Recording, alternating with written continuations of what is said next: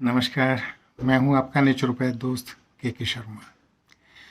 मैंने एक रिपोर्ट देखी अभी हाल में, जिसमें वैज्ञानिकों ने एक अध्ययन के आधार पर ये बताया है कि भारत में साइलेंट फर्टिलिटी क्राइसिस, यानी पुरुषों की बच्चा पैदा करने की शक्ति, इसमें महिलाएं भी सम्मिलित हैं लेकिन पुरुषों का अहम योगदान है, तो वो बच्चा पैदा करने की शक्ति घटती जा रही है। और एक आशंका जताई गई है कि अगर यही जारी रहा तो न केवल इंसानों में बल्कि जानवरों में भी वो शक्ति कम हो जाएगी और जनसंख्या या पशु पक्षियों की संख्या निरंतर घटती जाएगी और अंततः समाप्ति की चेतावनी दी गई है।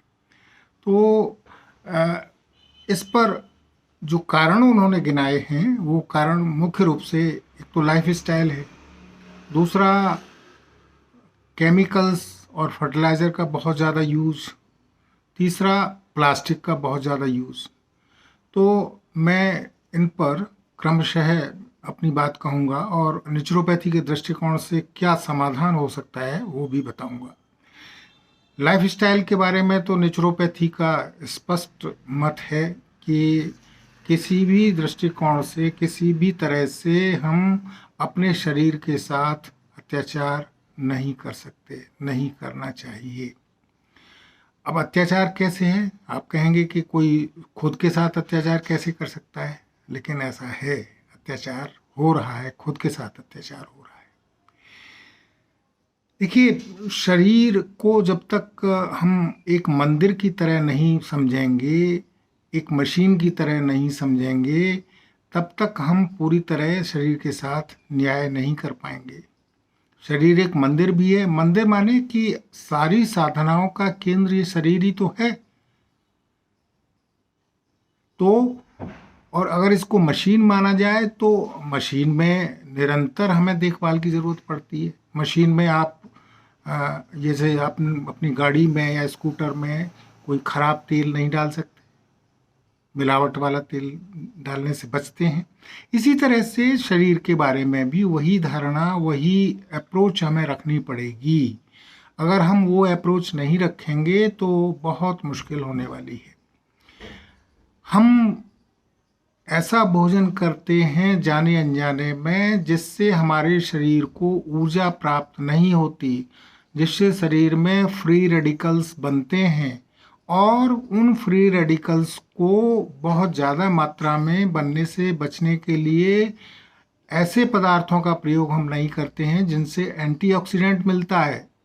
तो ये सारी ऐसी बेसिक गलतियां हैं जो साइलेंट फर्टिलिटी क्राइसिस और दूसरी तरह की समस्याओं के लिए जिम्मेदार मानी जा सकती हैं। तो हमें क्या करना है कि हमें ऐसे जो हमारे खाद्य पदार्थ हैं, जो हमारे भोजन के एलिमेंट्स हैं, फूड एलिमेंट्स, उन ऐसे एलिमेंट्स का चुनाव करना है जिनसे हमें भरपूर मात्रा में एंटीऑक्सीडेंट मिले। फ्री रेडिकल्स बनते ही हैं तो वो कम से कम बने। तो इससे क्या होगा कि हम अपने शरीर को इस क्राइसिस से और दूसरी बीमारियों से बचा पाएंगे। अब मैं पहले भी उस बारे में कह चुका हूँ, फिर से दोहराना चाहता हूँ कि एंटीऑक्सीडेंट हमें जीवित पदार्थों से मिलते हैं।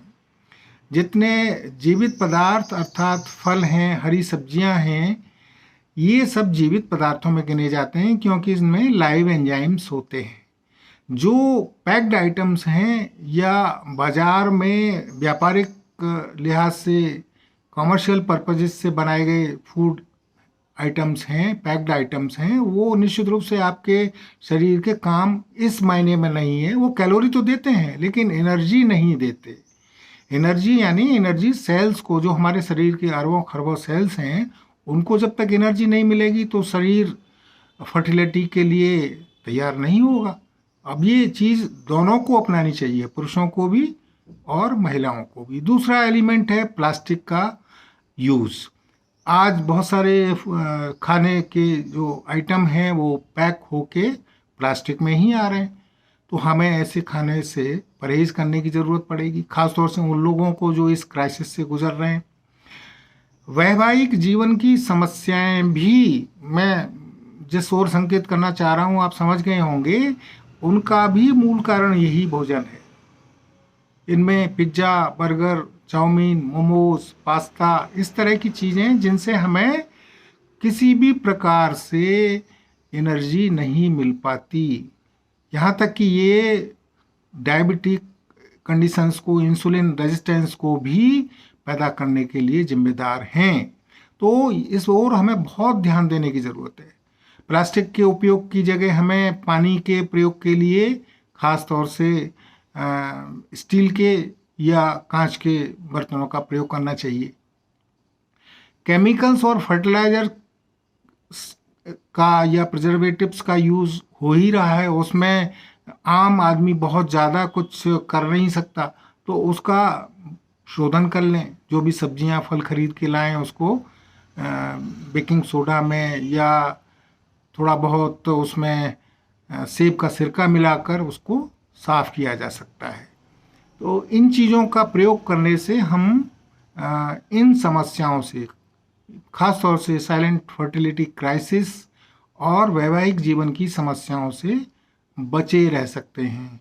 कुल मिलाकर हमें ध्यान किस जोर देना है? कोश शुद्धि पर, हम अपने सेल्स की प्योरिटी पर। अगर हमारे सेल्स प्योर रहेंगे, हमारे शरीर में पर्याप्त ऊर्जा रहेगी, तो कोई कारण नहीं है कि इस तरह की क्राइसिस पैदा हो। तो हमें इस ओर बहुत ध्यान देने की ज़रूरत है, और ये निश्चित रूप से एक राष्ट्रीय समस्या है।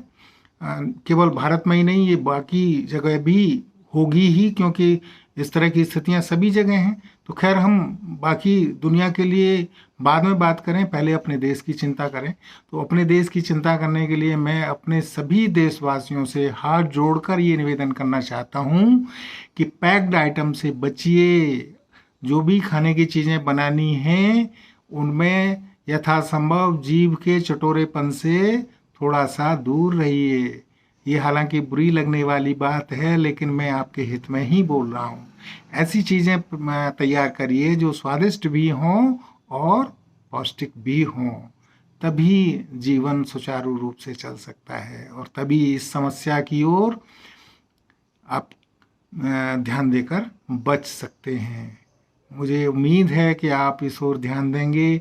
यदि किसी भी रूप में आपको किसी परामर्श की ज़रूरत है तो मेरे मोबाइल नंबर 7830561100 पर कॉल करके परामर्श ले सकते हैं। बहुत बहुत धन्यवाद।